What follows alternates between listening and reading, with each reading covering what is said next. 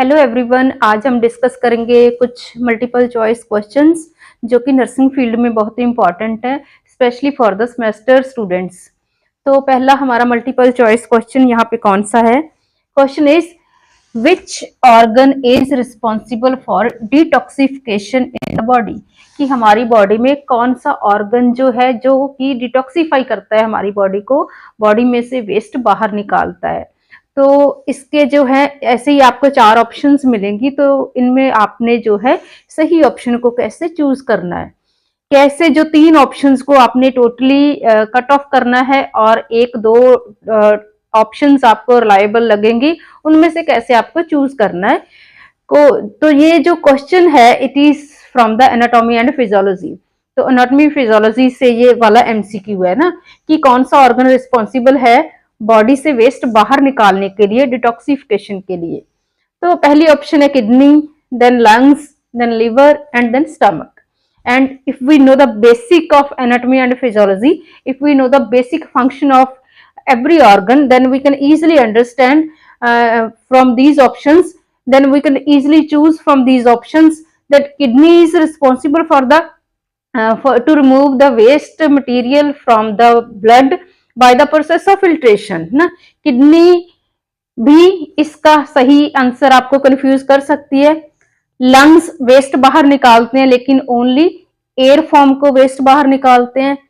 और लिवर जो है ये भी वेस्ट बाहर निकालता है, ये जो करता है मतलब जो भी हम हमारे न्यूट्रिएंट को अब्सॉर्ब भी करता है एंड फर्दर जो वेस्ट है बॉडी का उसको जो है बाहर भी निकालता है। एंड स्टमक है ना, स्टमक जो है फिकल मटेरियल के थ्रू हमारी बॉडी से वेस्ट को बाहर निकालता है।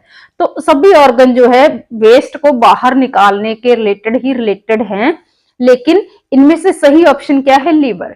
लिवर जो है मेनली वेस्ट प्रोडक्ट जो है बाइल के साथ मिक्स करके हमारी बॉडी में से बाहर निकालता है, यूरिन के थ्रू भी एंड फीकल मटेरियल के थ्रू भी। तो लिवर का ज्यादा यहाँ पे काम है और लिवर इसका सही आंसर है कि ये जहरीले तत्व जो है डिटॉक्सिफाई करता है हमारी बॉडी में और जहरीले तत्व जो है हमारी बॉडी से बाहर निकालता है। Then second question is what is the normal heart rate in an adult. कि अडल्ट में, बच्चों में नहीं, अडल्ट में जो बड़े लोग हैं उनमें हार्ट रेट नॉर्मल की रेंज कितनी होती है।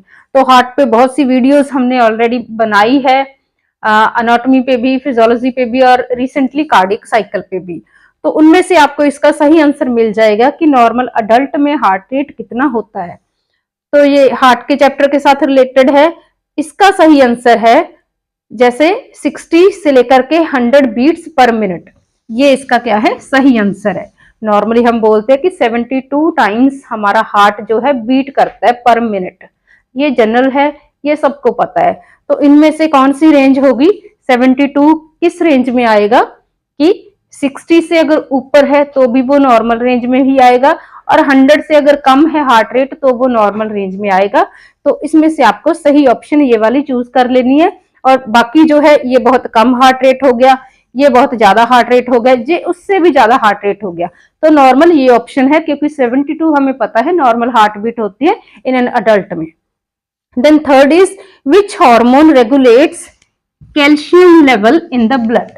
तो इसके लिए आपको एंडोक्राइन सिस्टम अच्छे से पढ़ना पड़ेगा कि कौन सा हार्मोन कैल्शियम का लेवल हमारे ब्लड में और हमारी बोन्स में दोनों तरफ कैल्शियम का बैलेंस बना के रखता है ना। तो यहाँ पे वैसे तो कैल्शियम का लेवल रेगुलेट करने के लिए कोई एक हार्मोन रिस्पॉन्सिबल नहीं है, इसके लिए 2 हार्मोन रिस्पॉन्सिबल हैं कैल्शियम का लेवल जो कि मेंटेन रखते हैं ब्लड में एंड बोन्स में। 2 हार्मोन रिस्पॉन्सिबल हैं, लेकिन यहाँ पे हमने इन 4 ऑप्शंस में से चूज करना है। इनमें तो जो है एक ही आंसर सही होगा ना। थायरॉक्साइन जो है थायराइड का जो हार्मोन है ये मेटाबॉलिक रेट कंट्रोल करता है। सेकंड आ गया पैराथायराइड हार्मोन, ये हो सकता है इसका सही आंसर। इंसुलिन जो है ये ग्लूकोज का लेवल मेंटेन करता है और ग्लूकागोन जो है ये भी ग्लूकोज का लेवल मेंटेन करता है। तो इन हार्मोन में से जो है सही आंसर कौन सा हमें 50-50 लग रहा है, दैट इज पैराथायराइड हार्मोन। तो यहाँ पे सही ऑप्शन है पैराथायराइड हार्मोन, बिकॉज इन तीनों का हमें आंसर ऑलरेडी क्लियर है कि ये भाई क्या करते हैं, ये ग्लूकोज के लिए रिस्पॉन्सिबल है और ये मेटाबॉलिज्म के लिए रिस्पॉन्सिबल है और रह गया ये कैल्शियम के लिए रिस्पॉन्सिबल हो सकता है, लेकिन एक्चुअल में ये वाला और एक थायराइड ग्लैंड का कैल्सिटोनिन नाम का हार्मोन, दो हार्मोन रिस्पॉन्सिबल हैं हमारी बॉडी में, हमारे ब्लड में कैल्शियम का लेवल रेगुलेट करने के लिए। तो parathyroid hormone is the correct answer. Then next question is what is the primary function of platelets, कि प्लेटलेट्स का हमारी बॉडी में फंक्शन क्या है। जैसे प्लेटलेट्स क्या है, हमारे ब्लड के सेल्स हैं ना, जैसे आरबीसीज हमारे ब्लड के सेल्स हैं, डब्ल्यूबीसीज हमारे ब्लड के सेल्स हैं, ऐसे ही प्लेटलेट्स क्या हैं, हमारे ब्लड के सेल्स हैं ना। आरबीसीज का एक मेन अलग फंक्शन है, डब्ल्यूबीसीज का मेन एक अलग फंक्शन है, उस पर भी एमसीक्यू बन सकता है, एंड प्लेटलेट्स का भी मेनली प्राइमरली एक अलग फंक्शन है। तो इनमें से वो फंक्शन क्या है, ऑक्सीजन ट्रांसपोर्ट का है? नहीं, बिकॉज ये ऑक्सीजन ट्रांसपोर्ट का काम किसका है, आरबीसीज का काम है। इम्यून रिस्पॉन्स का है? नहीं, ये प्लेटलेट्स का काम नहीं है, बिकॉज इम्यून रिस्पॉन्स का मेन किसका काम है, ये डब्ल्यूबीसीज का काम है। ये आरबीसीज का काम है मेन, ये डब्ल्यूबीसीज का काम है ये। और ब्लड क्लॉटिंग, हाँ ब्लड क्लॉटिंग जो है ये प्लेटलेट्स का काम हो सकता है, बिकॉज ये भी नहीं है, ये भी नहीं है। और नन मतलब अगर यहाँ पे कोई और ऑप्शन होती तो नन वाला चूज हम कर लेते, अभी यहाँ पे इसमें हमें डाउट है। तो ये है भी ब्लड के साथ रिलेटेड और ये भी ब्लड में प्रेजेंट है, इसीलिए प्राइमरी फंक्शन ऑफ प्लेटलेट्स की ऑप्शन क्या हो सकती है, blood clotting.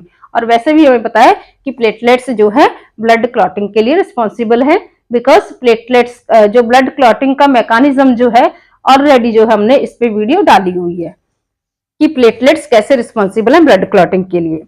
Then fifth question is which condition is due to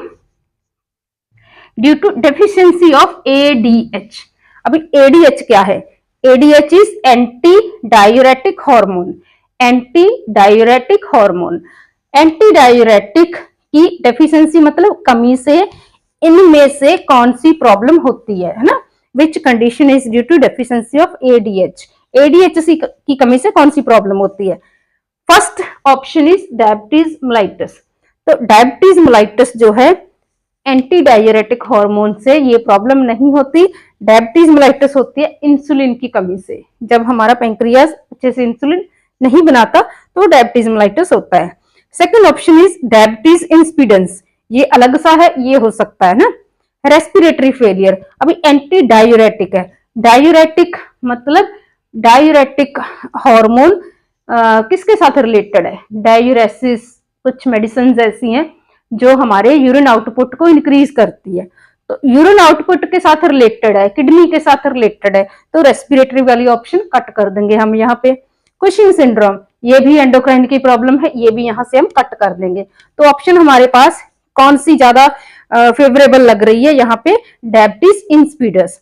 तो डायबिटीज इंसिपिडस जो है ऐसी प्रॉब्लम है जो होती है because of deficiency of hormone anti diuretic hormone. ठीक है, एंटी डायूरेटिक हार्मोन का नॉर्मल फंक्शन क्या होता है, हमारा जो नेफ्रॉन से जो फिल्ट्रेशन के बाद जो नेफ्रॉन में आता है फिल्ट्रेट मटेरियल, तो एंटी डायूरेटिक हार्मोन क्या करता है, उनको रीअब्सॉर्ब करता है ना। तो रीअब्सॉर्प्शन करना और आउटपुट को कम करना ये इसका नॉर्मल फंक्शन है। और अगर ये खुद नहीं होगा, बॉडी में इसकी कमी होगी इस हार्मोन की, तो रीअब्सॉर्प्शन प्रॉपर नहीं होगी और बॉडी से वेस्ट वेस्ट नहीं बोल सकते, बॉडी से जो है फिल्ट्रेट मटेरियल एज सच जितना फिल्टर हुआ वो सारा बॉडी से आउटपुट के जरिए बाहर निकल जाएगा और कुछ जरूरी चीजें भी यूरिन के थ्रू बाहर निकल जाएंगी। इसीलिए इसको मतलब ये ऐसी प्रॉब्लम है डायबिटीज इंसिपिडस, जो होती क्यों है, जब हमारा पिट्यूटरी ग्लैंड अच्छे से एडीएच नहीं बनाता। तो एंटी डायूरेटिक हार्मोन का रोल एंड डायबिटीज इंसिपिडस के बारे में डिटेल में पढ़ना पड़ेगा, then you can solve this MCQ.